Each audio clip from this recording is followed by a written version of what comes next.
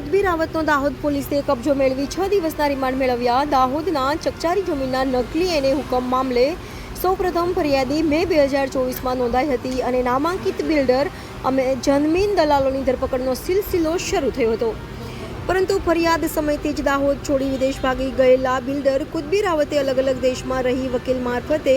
Sessions court અને હાઈકોર્ટમાં જામીન આગોતરા અરજી મૂકી હતી, પરંતુ અરજી રદ થઈ હતી। બિલ્ડર લાંબા સમય સુધી હાજર નહીં થતાં પોલીસે મિલકત ટાંચમાં લેવા માટે નોટિસ પણ આપી હતી। તે દરમિયાન કુતબી રાવતે સુપ્રીમ કોર્ટના દ્વાર ખખડાવ્યા હતા, જેમાં સુપ્રીમે વચગાળાની રાહત આપી ધરપકડ નહીં કરવાનો અને પોલીસ તપાસમાં સહયોગ આપવાનો હુકમ કર્યો હતો, પરંતુ પોલીસે વિગતવાર ફાઇલ તૈયાર કરી સુપ્રીમમાં સોગંદનામું રજૂ કરી કુતબી રાવતની ધરપકડ માટે તજવીજ હાથ ધરી હતી, જેમાં સુપ્રીમ કોર્ટે કેસની વિગતો ધ્યાને રાખી જામીન અરજી ફગાવી સરેન્ડર થવાનો હુકમ કરતા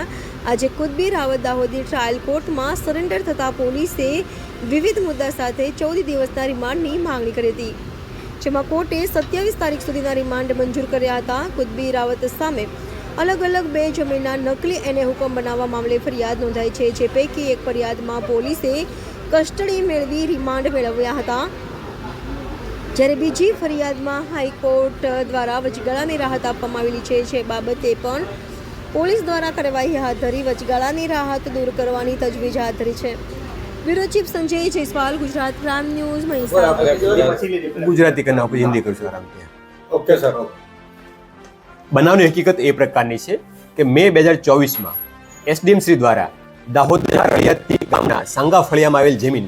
રેવન્યુ સર્વે નંબર 376 પૈકી એક પૈકી 4 એ જમીનમાં એસડીએમ શ્રીના ખોટા બનાવટી હુકમ આધારે પ્લોટિંગ પાડી જમીન લોકોને વેચી આર્થિક લાભ મેળવી સરકારને નુકસાન કરવા લગતનો કેસ દાખલ થયો હતો, જે અન્વયે આરોપી કુતબુદ્દીન નુરુદ્દીન રાવત જેઓ બનાવ બન્યો એફઆઈઆર દાખલ થઈ તે વખતે વિદેશમાં હતા અને ત્યારબાદ તેઓને જાણ થતાં તેઓ ત્યાંથી બારોબાર અન્ય દેશમાં જતા રહેલા હતા અને તેઓએ નામદાર સેશન્સ કોર્ટમાં આગોતરા જામીન અરજી મૂકી હતી। જામીન અરજી નામદાર સેશન્સ કોર્ટ દ્વારા રિજેક્ટ થતાં તેઓએ નામદાર હાઈકોર્ટમાં પણ જામીન અરજી કરી હતી, તો નામદાર હાઈકોર્ટે પણ કેસના મેરિટને ધ્યાનમાં રાખી તેમની જામીન અરજી આગોતરા જામીન અરજી નામંજૂર કરી હતી। આ દરમિયાન આરોપી વિરુદ્ધમાં CRPC 70 મુજબનું વોરંટ ઇસ્યુ કરવામાં આવેલું હતું અને તેમાં પણ હાજર નહીં થતા કે મળી નહીં આવતા તેમના વિરુદ્ધ CRPC 82 મુજબની કાર્યવાહી કરી તેમને પ્રોક્લેમ્ડ ઓફેન્ડર જાહેર કરવા માટેની પ્રોસેસ પણ સ્ટાર્ટ કરવામાં આવેલી હતી, જે અન્વયે જાહેરનામું બહાર પાડી તેમની પૂરતી પ્રસિદ્ધિ પણ કરવામાં આવેલી હતી। ત્યારબાદ આરોપી દ્વારા નામદાર હાઈકોર્ટના આગોતરા જામીન નામંજૂર કરવાના હુકમ સામે નામદાર સુપ્રીમ કોર્ટમાં અરજી કરી હતી અને સુપ્રીમ કોર્ટમાં તેમને પ્રથમ તારીખની અંદર અટક નહીં કરવા માટે વચગાળાની રાહત આપવામાં આવી હતી, જે બાદ પોલીસ દ્વારા આરોપીનો કબજો મેળવવા અને તેમના વચગાળા રાહત છે એ દૂર કરવા માટે વિગતવારના મુદ્દાઓ સહિતનું એફિડેવિટ રજૂ કર્યું હતું અને નામદાર સુપ્રીમ કોર્ટમાં એ બાબતે